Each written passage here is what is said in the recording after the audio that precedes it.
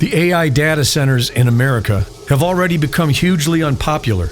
The noise pollution from their cooling systems reach up to 100 decibels and run non-stop. They are drawing down aquifers in areas that are already in short supply, turning the water brown and tainting it with a disinfectant smell. And there is no benefit to the local community. A U.S. Chamber of Commerce report found that each data center provides about 157 jobs. Because of all this, developers have been using non-disclosure agreements with local officials, and projects are announced only weeks before voting for approval. There are now nearly 200 active opposition groups across the United States, and it's growing fast. The official story is that the U.S. needs to stay competitive to beat China in an artificial intelligence arms race. But that story does not add up. The United States has already built over 4,000 data centers. China ranks at number 4 with 368. What they appear to be is the infrastructure for a new financial system, one that includes mass surveillance and autonomous weapons systems to protect it. The US dollar system is quickly collapsing, which would devastate the entire world economy. The only solution being played out is the AI agentic economy, which requires a massive amount of computing power.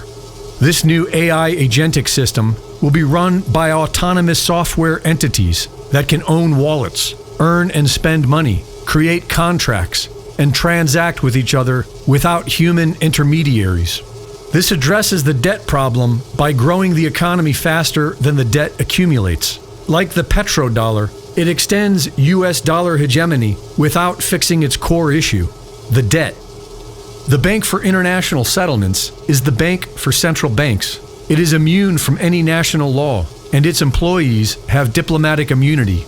It answers to no government on earth, and every central bank is a member. BRICS only appears to be in opposition to Western banking. It is not. BRICS is aligned with the rest of the world in adopting this new AI digital banking system. But a growing number of analysts agree that this is a temporary fix. After about 10 years, the consumption of resources, the displacement of human workers, and the massive transfer of wealth to the few who own these AI agents makes a fundamental restructuring unavoidable. And yet, the entire world is going along with this plan. The question is, why? As we covered in last week's video, the New World Order, the emerging unipolar world is preparing for a major geological event that is expected to be catastrophic for the United States and beneficial to Russia. In the United States, data centers are being built inland and on elevated land, away from the coastlines. This is where all vital U.S. infrastructure is being moved, and is where billionaires are buying up acres by the millions. China is building their data centers inland and high above sea level, over 1,200 kilometers from their main user bases, who have been complaining about latency and security. China has also built ready-to-occupy ghost cities at high elevation, deep inland, and on geologically stable platforms. And they are now using economic incentives to move its population into these cities and away from the coast. Russia's official government plan explicitly states the opening up of new land for agriculture and easier transportation of goods in the Arctic as positive effects of an expected pole shift.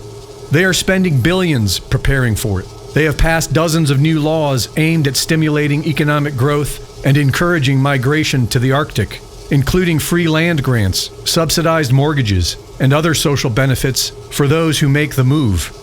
Russian scientists have concluded that 13 million square kilometers of currently frozen territory will soon thaw and become the center of Russian civilization and a land of great opportunity.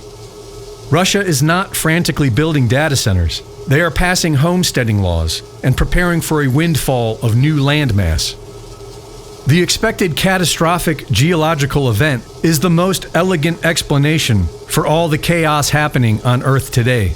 It explains just about everything. The real mystery is this: what exactly is causing it, and how do the most powerful people on Earth know about it? Greg Reese reporting.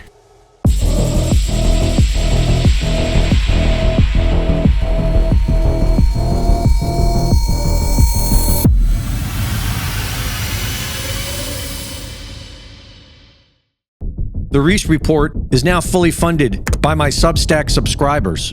Subscribe today and support my work at gregreese.substack.com.